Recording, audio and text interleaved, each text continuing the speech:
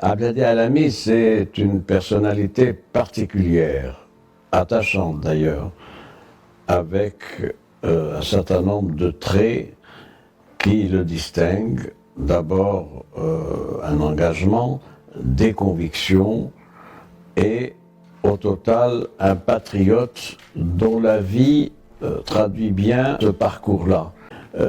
J'ai le souvenir d'une émission faite en décembre 91 où j'étais présent. C'était l'homme en question de Zen, mais cependant pendant plus d'1 heure et demie, il avait eu la possibilité de se découvrir en quelque sorte.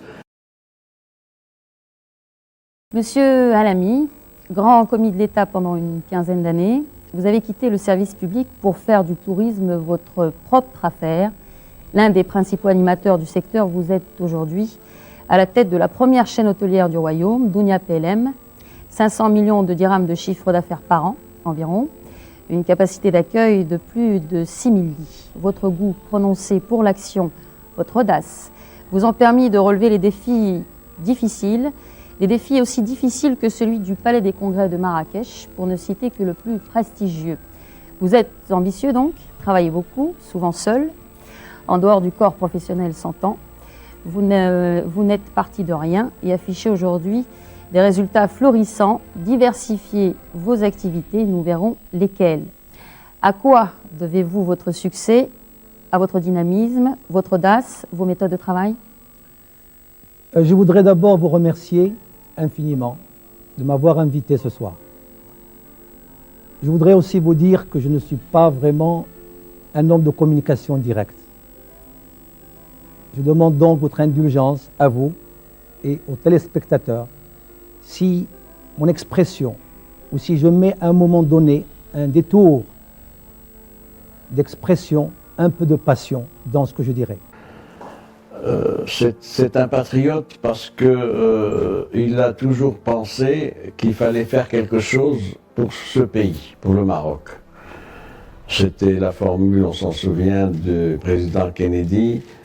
Ne dites pas ce que vous attendez de votre pays, mais dites ce que vous allez faire pour votre pays. Et c'est un parcours qui se décline suivant un certain nombre de phases que je vais évoquer. D'abord, il a vécu dans l'atmosphère effervescente de l'indépendance et des années qui ont suivi l'indépendance, et ça, c'est un fait qui l'a beaucoup marqué. Et c'est sans doute cet élément-là qui a contribué à structurer sa personnalité, c'est-à-dire servir l'intérêt général, mais l'intérêt général est entendu au sens des intérêts supérieurs, c'est-à-dire du Maroc. C'est aussi un homme qui est profondément attaché au Maroc. Sur ce plan-là, tout ce qu'il a entrepris, c'était pour servir le Maroc. Le Palais des Congrès, il faut relever les performances exceptionnelles qui ont accompagné la réalisation de ce palais. Il a été construit en 18 mois dans des conditions tout à fait remarquables d'efficacité, de diligence et de suivi.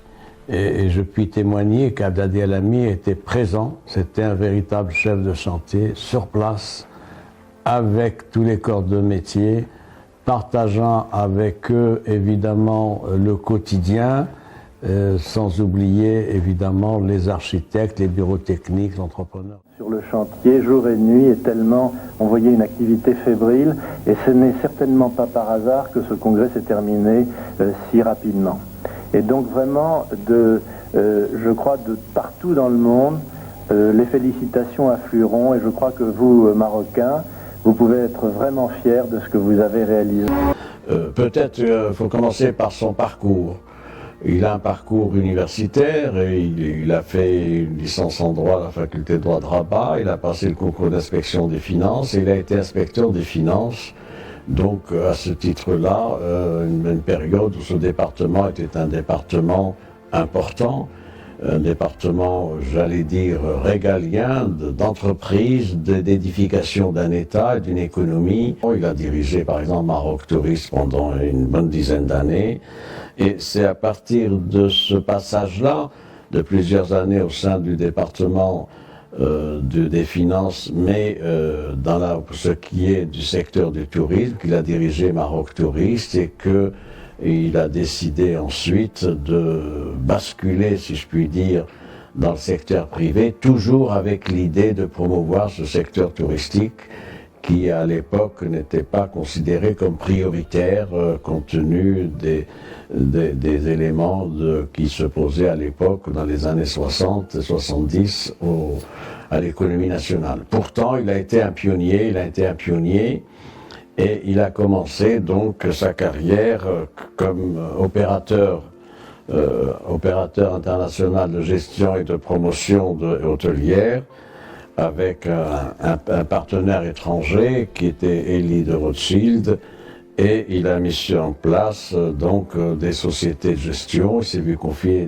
des sociétés de gestion de l'État, notamment donc la société Dounia Hôtel PLM qui comptait près d'une vingtaine d'établissements à travers le Maroc. Et cette expérience-là a duré une quinzaine d'années, de 1976 à 2000. Il a aussi élargi l'activité touristique à des secteurs connexes, notamment Dounia Transport, Top Voyage, d'autres sociétés de groupement d'entreprises. Autre point que je voudrais relever aussi, pour ce qui est de la personnalité culturelle d'Abdel Alami, c'est un homme, je l'ai déjà dit, qui est ouvert sur la presse et qui continue à être ouvert sur ce secteur-là, avec même un pôle média qu'il a monté. Et puis, il y a aussi l'édition, qui est l'autre facette de la culture, à côté de la presse. L'édition, il a publié un certain nombre d'ouvrages. Le premier d'entre eux, évidemment par nature, si je puis dire, a été consacré au secteur touristique, c'est Le tourisme, l'éternel espoir, ouvrage qui a été publié il y a une vingtaine d'années, avec la mise à plat des problématiques posées à ce secteur-là, à cette industrie. En le relisant, on peut voir que de nombreux aspects posés dans ce livre-là gardent toujours leur actualité. Il y a ensuite 4 autres livres en arabe cette fois-ci. Le premier d'entre eux, c'est Bidayat al-Kalam, c'est-à-dire le début de la parole. Ça fait penser d'ailleurs à cette phrase, au commencement était le verbe, si je puis dire. Il y a également un recueil de poésie, et oui, un recueil de poésie à Chouar. Il faut y ajouter Islah al-Qada dans un domaine intéressant, la réforme de la justice. Voilà donc les débordements culturels d'Abdel Alami qui sortent de son champ de compétences et de spécialisation et qui débordent sur le secteur régalien, secteur de la justice et comment elle fonctionne et qu'est-ce qu'il faut en attendre. Sans oublier Qasr al-Mata'ib, donc en 2 volumes, volume 1 et volume 2, qui est une histoire, qui est une encyclopédie sur le palais des congrès, comment ça a été fait, comment ça a été réalisé, qu'est-ce que ça représentait dans sa vision touristique du royaume.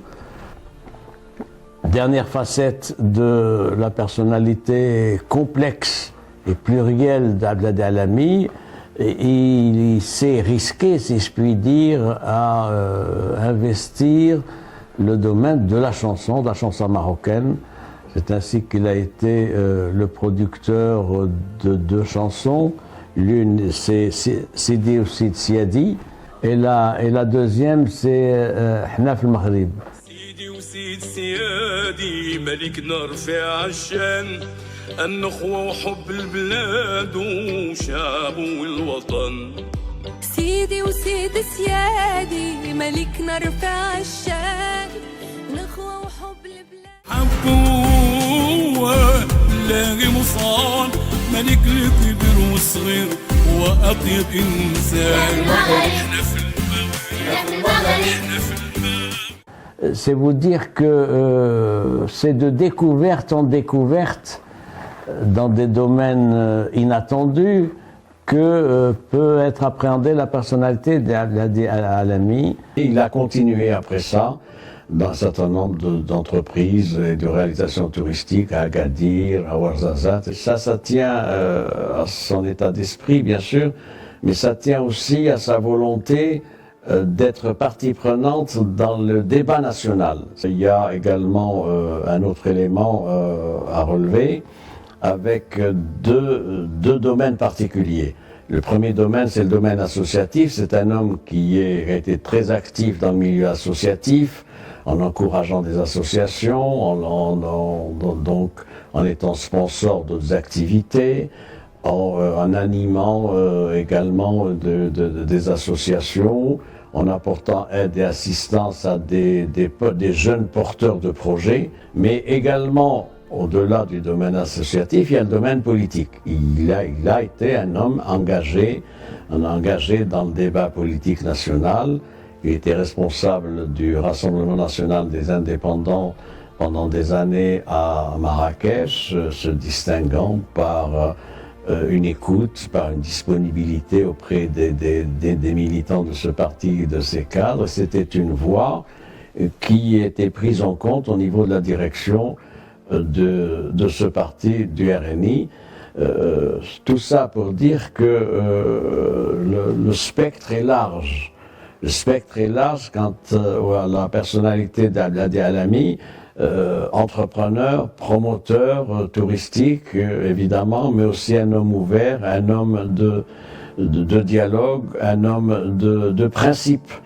Un homme de principe, sur ce plan-là, il a des valeurs fondamentales, il est attaché à une éthique politique, il est attaché aussi à une éthique même dans la vie des affaires, et sur ce plan-là, je crois que c'est important. Je voudrais ajouter un autre point, c'est que Abdel Alami, c'est une marque. Il y a beaucoup de promoteurs touristiques, évidemment, mais il a sans doute, me semble-t-il, une place à part dans ce groupe, dans cette élite d'affaires, et parce que il y a en lui des ressorts profonds. Il ne s'agit pas simplement pour lui de faire du business. Il sait le faire et il le fait bien. Il s'agit aussi d'être un acteur dans la vie sociale et la vie économique du pays.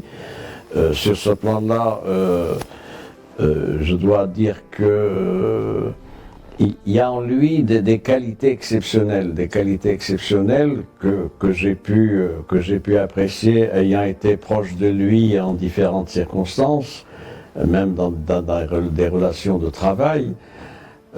C'est quelqu'un qui ne s'arrête jamais. C'est toujours un esprit en alerte, qui n'arrête pas, qui ne prend pas de vacances, qui continue à travailler, qui continue à penser projet. Vous savez, je vais faire quelques confidences. Peut-être qu'il m'en voudra pas. Je lui avais posé une question une fois. Je lui ai dit, quel est le grand projet que vous auriez aimé mener à terme? Sa réponse a été celle-ci, concevoir et bâtir une ville. Voilà bien un trait particulier de la personnalité d'Abdel Alami. Il y a aussi un autre aspect dans la personnalité d'Abdel Alami, c'est que il porte haut le drapeau national.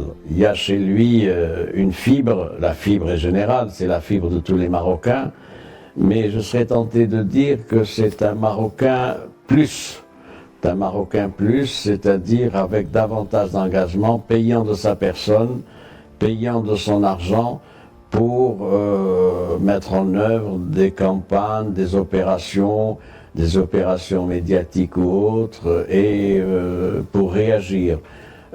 C'est quelqu'un qui est un homme de dialogue, évidemment, mais pour lui, le dialogue doit être ouvert et ne pas interpeller ou être susceptible de remettre en cause les fondamentaux du royaume. Sur ce plan-là, donc, c'est extrêmement important. Il faut également noter un autre point, c'est que il a un esprit d'entreprise infatigable.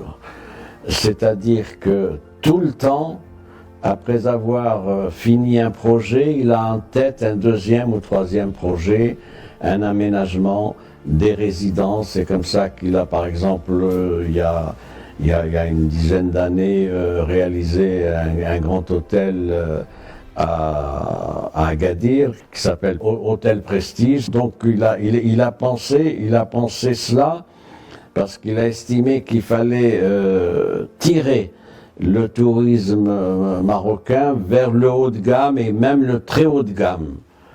Il y a aussi le fait que c'est un homme qui est sur le plan humain, il est capable de sentiments, il est capable d'écoute. C'est un homme ouvert au dialogue. C'est un homme qui a le sens de l'amitié, qu'il sait entretenir par des petits gestes, par des appels téléphoniques, par des déjeuners, etc. Et je crois que c'est quelque chose qu'il faut noter. Dans le panorama de l'élite touristique, si je puis dire, j'y reviens, il a une place à part, ce qui lui vaut d'ailleurs estime et considération de la part de ses pairs et donc des autres promoteurs, mais c'est qu'il lui vaut aussi de l'admiration de la part du grand public.